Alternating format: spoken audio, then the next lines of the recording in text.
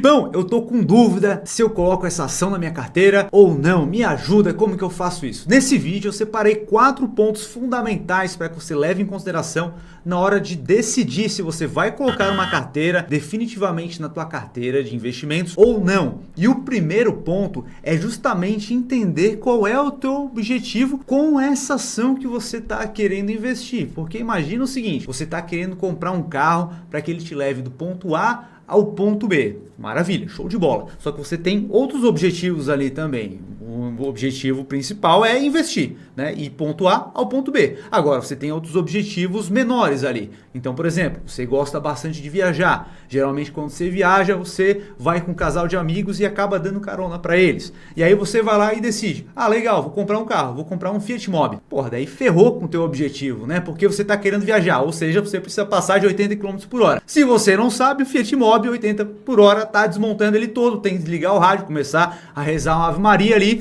para poder se proteger, porque o carro ali parece que vai desmontar todo. E aí ele só tem 2 passageiros também, só cabe o motorista e o passageiro do banco da frente. Atrás tem que ser uma criança de até 2 anos, então já não vai levar teus amigos. E porta-malas, não tem porta-malas, vai caber uma mala pequenininha ali, talvez uma nécessaire. Ou seja, já ferrou tudo e aí tu vai ficar frustrado. Então você precisa decidir ali qual é o teu objetivo com essa ação. É valorização?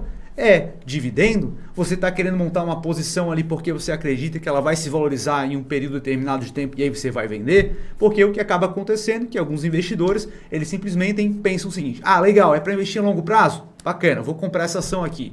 E aí, passa 2 meses, ela valoriza um pouquinho a mais. Ah, vou vender. Cara, já mudou todo o objetivo. Precisa ser bem claro com o objetivo que você quer e permaneça com aquele objetivo. Não fique mudando ao longo do caminho. E algo que é essencial para você definir uma ação que vai entrar na tua carteira é inicialmente fazer um checklist com premissas básicas que são caras para ti. Então cada investidor vai ter uma premissa específica. Eu vou te mostrar aqui na tela e eu vou dar essa checklist aqui para vocês, tá? Vou deixar aqui no link aqui embaixo na descrição para que você possa utilizar aí também. E aí você pode inserir mais ali, alterar algum item dessa checklist. Então vamos compartilhar a tela aqui para vocês terem uma noção, tá? Então a gente tem aqui a checklist, onde a gente tem algumas premissas. Eu coloquei 13 premissas, você pode colocar mais premissas, pode mudar aqui o critério, tá? Então, por exemplo, inicialmente, fator do negócio, segmento de listagem.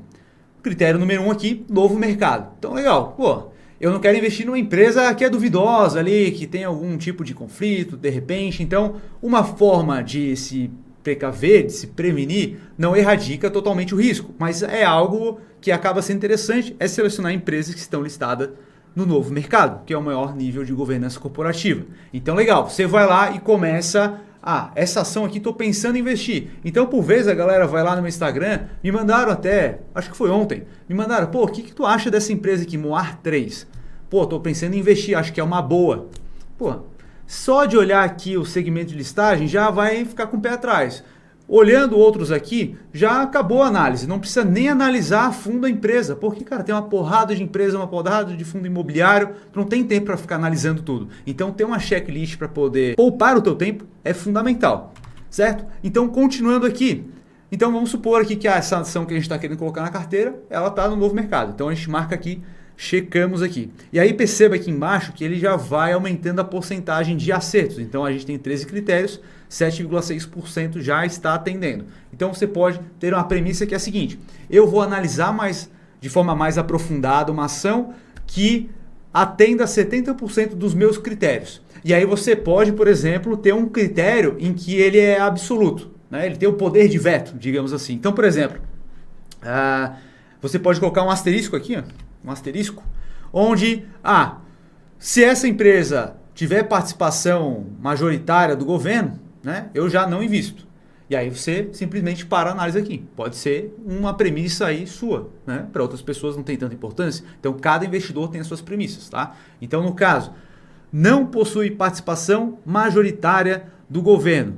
Não tem participação? Não tem participação. Maravilha. Então mais um ponto positivo aqui. Perenidade é algo importante a ser analisado, né? O setor em que atua sofre uma ameaça real de se tornar obsoleto nos próximos 20 anos? Então é algo que você pode se perguntar, será que tem alguma ameaça, algum competidor entrando, alguma tecnologia nova surgindo que pode tornar obsoleto esse segmento que a empresa acaba atuando? Então a gente tem algumas empresas, como por exemplo, MAHLE Metal Leve, é uma excelente empresa, muito boa empresa, porém ela acaba produzindo mais itens para motores a combustão. Então ela precisa de fato se mexer, porque em algumas décadas é muito provável que os carros elétricos acabem dominando.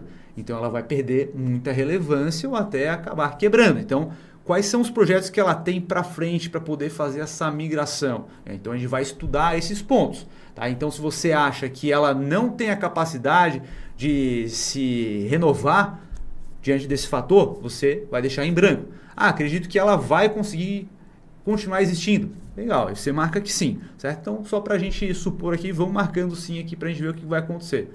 IPO é algo caro para alguns investidores, né? Então, entrou na bolsa há mais de 3 anos, eu acho interessante isso daqui, principalmente para quem está começando a investir, não ficar entrando em IPOs. Já fiz vídeo aqui no canal mostrando sobre estudos que o Jeremy Siegel fez, sobre várias empresas que entraram lá na bolsa americana e os investidores acabaram entrando empolgados e não trouxe um retorno tão interessante quanto gostariam. Tá? Então, por vezes, analisar uma empresa que já está no mercado há mais tempo, onde tem um histórico maior para poder fazer uma análise, acaba sendo mais interessante, certo? Então, legal, a empresa já está há mais de 3 anos na bolsa. Lucratividade, apresentou resultados positivos nos últimos 5 anos e crescentes? Cara, se não apresentou, pô, assim, isso aqui já pode até ser um fator determinante. Cara, não apresentou, já parei. Vou passar para outra empresa aqui para analisar. Porque se a empresa está inconsistente, principalmente para quem está começando, é mais difícil fazer uma análise de uma empresa que realmente pode trazer bons frutos, já é uma análise mais aprofundada para a gente compreender o que está acontecendo ali. Eu já excluiria. Agora, se você já é um investidor mais avançado, sabe fazer uma análise mais aprofundada, aí bacana, não tem problema isso daqui. Mas é uma forma do investidor iniciante se prevenir de selecionar maus ativos. Tá? Então isso aqui é fundamental. Precificação. Lucro tem aumentado e preço estável ou caído? Ou seja, é uma forma da gente acabar entendendo se uma empresa está com uma precificação mais atrativa. Porque se o lucro ele tem aumentado nos últimos trimestres, nos últimos anos, e o preço está estável, isso quer dizer que a empresa está com uma precificação mais agradável. Tá? Existem vários outros fatores que a gente pode levar em consideração, porém já é um indício de que o mercado não está precificando como deveria. Se ela está crescendo e o preço não está subindo, ou é porque ela estava muito esticada, ela estava cara de fato, ou o mercado não está precificando essa valorização dela nesse momento por algum medo específico do que esteja acontecendo no mercado. Então é o caso da gente avaliar o que está acontecendo. Então, se for o caso positivo, a gente marca a caixinha aqui, o checkbox a gente está marcando ele, tá? Precificação. EBITDA. O EBITDA é crescente ou estável? Isso aqui é fundamental para a gente verificar se a empresa está gerando valor. Então, se estiver crescente ou estável, a gente marca aqui a caixinha. PL abaixo do patamar histórico. O PL aqui não está abaixo do patamar histórico. Tá, então ela está um pouco acima, mas não tem problema. Se a gente faz uma análise ali mais clara, a gente percebe, real, a empresa está entregando resultados, está com projetos muito bons, então faz sentido ela estar com o PL mais esticado. Então, é um ponto aqui. Legal, vamos continuar a análise. Endividamento. Dívida líquida pelo EBITDA menor do que 3,5. Acima desse patamar de 3,5, a empresa já começa a ficar com endividamento mais arriscado. Tá? Então já não é tão interessante. Então vamos supor que ela esteja aqui com um patamar de 3,5. Liquidez corrente, ou seja, a gente pega lá os ativos circulantes e os passivos circulantes, é a diferença entre os dois ali. Tá? Então quando está acima de 1,2, a empresa tem mais ativos no circulante, ou seja, dentro dos ativos, quais são os ativos que podem ser convertidos em caixa de uma forma mais rápida, em até 12 meses, tá? Para fazer jus aos passivos de até 12 meses. Ou seja, está acima de 1, acaba que a empresa tem mais ativos do que passivos. Então, é bacana, traz uma segurança maior. Então, o patamar aqui de 1,2 já acaba sendo interessante. Margem líquida acima de 8%. Por que 8%? Pode ser 10%, pode ser um pouco mais, tá? Eu acho que um patamar de 8% já acaba sendo bacana, porque a gente acaba fugindo de empresas que têm uma fragilidade frente à sua receita.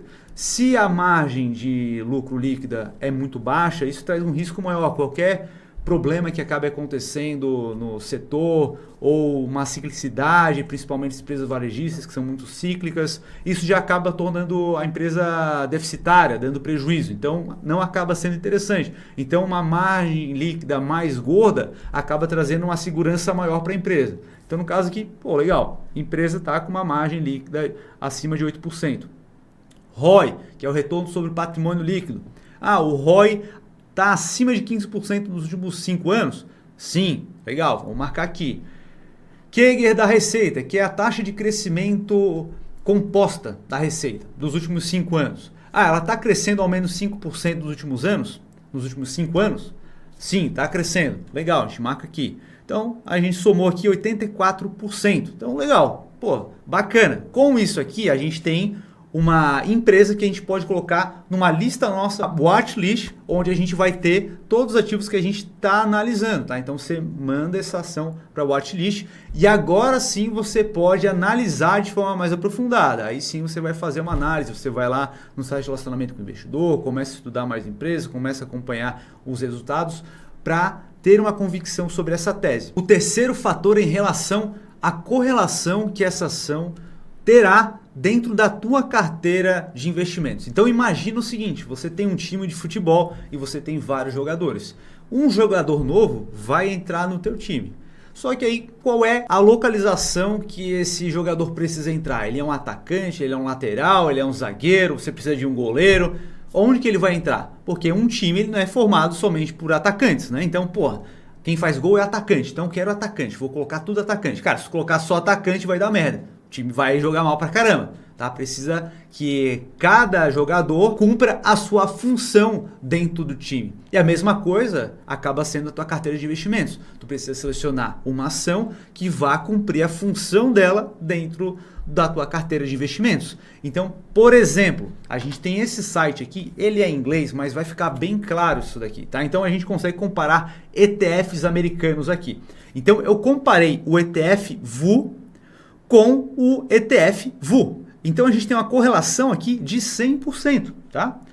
Se a gente compara o VU com NOBL, a gente já vai ter uma diversificação. A gente tem aqui um overlap aqui, né, de 13%. Então, boa parte não está correlacionada. A gente está diversificando bem, tá? Se a gente coloca aqui um VNQ, por exemplo, que já é outra classe de ativos, a correlação vai ser muito menor. Então, a gente inserir um ativo, por exemplo, você já tem VU e insere VNQ, é uma diversificação interessante. Agora imagina, você tem duas ações do setor de petróleo, né? Então você quer ter uma participação da tua carteira do setor de petróleo de 10%. Então você já tem, sei lá, PetroRio e Petrobras, cada uma delas tem 5%. Aí você está olhando lá para 3R, pô, essa empresa aqui é legal. Aí você vai colocar na tua carteira, vai aumentar ainda mais a tua exposição. Então você vai ficar muito concentrado num setor. Então é isso que você precisa prestar atenção. Faz sentido colocar essa ação? Vai ficar desbalanceada a tua carteira conforme a proposição que você fez inicialmente ou não? Tá? Então isso é fundamental para que a gente possa tomar a decisão nesse sentido. E claro, se você está aqui até agora, já deixa um dedo like aí no canal para fortalecer. E caso ainda não seja inscrito, aperta no botãozinho de se inscrever aí, botãozinho vermelho, e também já ativa a notificação para ficar sempre bem informado. E o quarto ponto aqui é em relação a qual a relevância que você vai dar a esse aporte que você vai fazer. Então, vamos supor, você tem lá 100 mil reais na tua carteira e você quer fazer um aporte relevante. Você vai colocar lá mais 20 mil em uma ação específica. Ou seja, corresponde a 20% que você já tem lá de patrimônio. Ou seja, um aporte bastante relevante. Então, agora você vai ter que estudar mais. Você precisa de uma convicção maior para inserir essa ação na tua carteira. Ou não, você vai colocar lá, você tem a carteira de 100 mil reais e vai fazer um aporte de 500 reais. Então a participação agora é bem menor. Então nesse caso, acaba sendo interessante, até se você já fez uma análise inicial ali, já viu que é uma boa, acaba sendo interessante, mas ainda precisa aprofundar, você pode colocar ali R$500 nessa ação e ir estudando ela, porque isso acaba forçando com que você estude de fato. Você ter ela na tua carteira faz com que você estude, isso acaba te forçando. Então são dois pontos de vista aqui. Ou você vai fazer um aporte que não é tão relevante para você, aí você pode colocar na tua carteira para que você vá estudando, e caso você entenda depois posteriormente que não é tão interessante assim, você simplesmente tira da carteira. Se for um aporte relevante, aí você precisa estudar mais para ter uma convicção maior. Beleza, pessoal? Curtiu o vídeo? Te ajudou de alguma forma? Então deixa um dedo no like aí, inscreva-se no canal e participe também da nossa comunidade no Telegram, tá? O link tá aqui embaixo. E agora eu vou deixar 2 vídeos bem aqui que eu acredito que vai gostar, e a gente se vê no próximo vídeo. Um abraço.